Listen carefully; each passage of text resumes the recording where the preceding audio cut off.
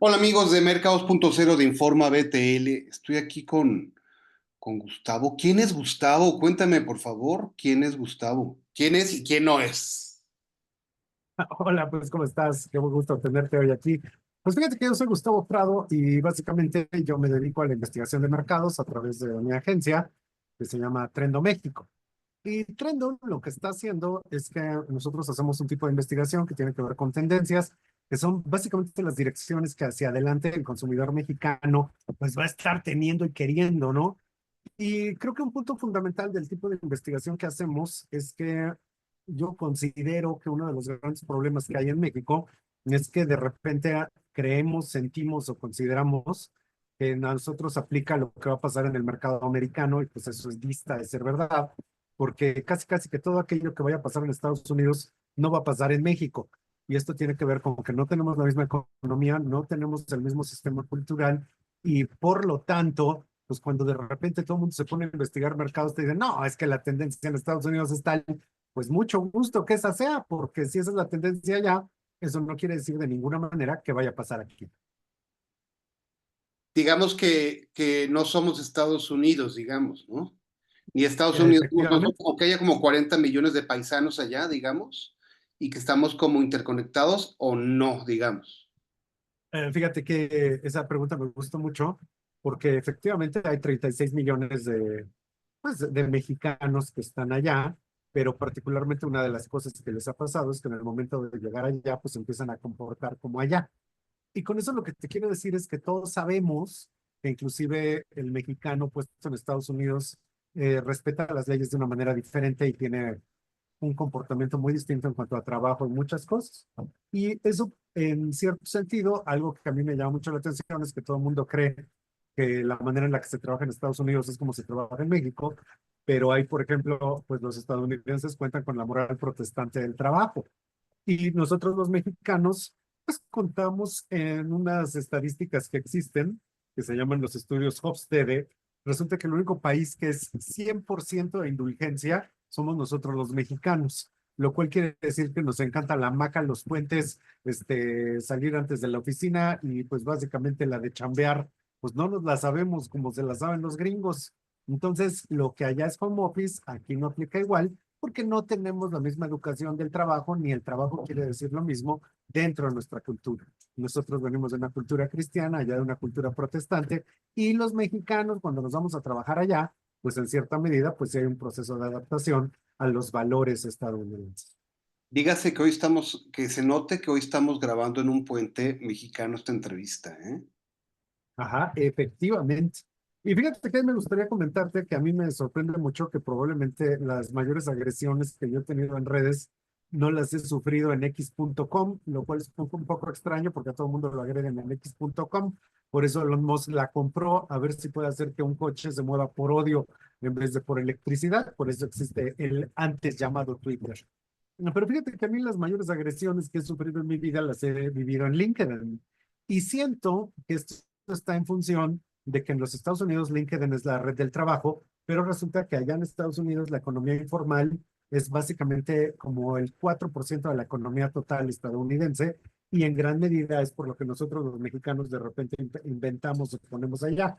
Y en cambio aquí en México la economía informal es más del 65-70% de la economía.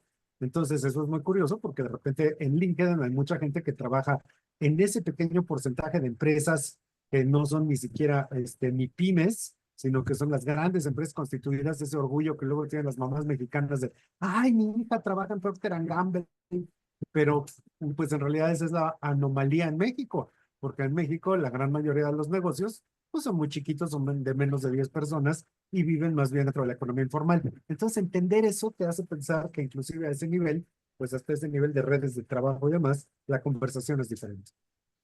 Y Gustavo, dime por favor cuáles son las 5 tendencias que tú ves, porque tú eres un conocedor de eso, que ves en el horizonte del 2025 en cuanto al comportamiento del consumidor. Y a mí me gusta verlo más en el mercado popular, ¿eh? Porque eso es lo que realmente se refleja en México, ¿no? Hablando de eso, ¿no? A mí me gusta mucho el mercado popular porque las marcas premium, pues sí, el lujo está muy bien, pero a mí me gusta el mercado popular, ¿no? Efectivamente, pues es que casi que hablar de marcas premium en México es una locura. Recientemente se descubrió que algunas de las bolsas de lujo que se venden en el mundo en realidad se fabrican en China y dice que estaba la gente muy indignada aquí en México y yo me quedé pensando, ay, hijo, pues yo no sé ni de qué se indignan porque pues yo compro en Bodega Aurrera mi súper y pues básicamente cuando yo traigo una bolsita es mi tote bag que me dan ahí para llevar la compra. Entonces jamás he visto ni jamás compraré una bolsa de super lujo. A mí que me importa si la hacen en China o si la hacen en la Luna o en Marte. De hecho, Lo que yo es un les poco, decía, ¿no? Que se ¿a vayan quién le a importa? Plaza La... Dicen, no hay dinero, váyanse a Plaza Las Antenas. Digo, ahí sí hay lana. Este, Ajá, y como el mercado, por ejemplo, a mí me interesa mucho cómo en sectores como Polanco está bien complicada la cosa y la gente ya se está mudando a otros centros de consumo. Eso ya será razón por otra lista, pero me interesa mucho el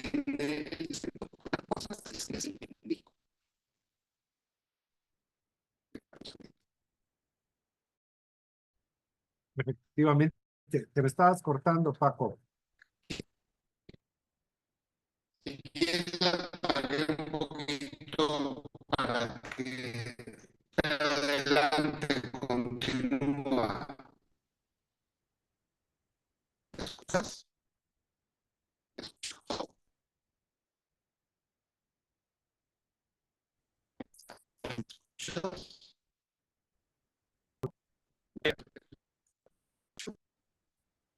Cinco, estaba- pues, entonces,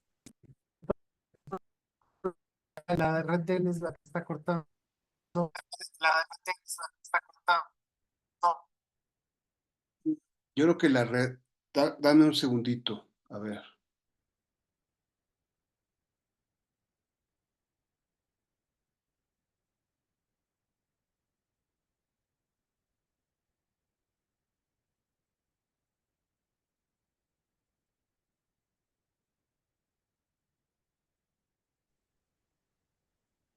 Bueno, bueno. Ah, mira, A qué ver si bueno, sí, estabas tú ya muy te escucho, entrecortado, ¿eh? ya no sabíamos si me oías o no me oías o qué estaba pasando. Ok, Está perfecto, está entonces me perfecto. arranco. Ya ahí te veo. Arráncate, Bueno. arráncate.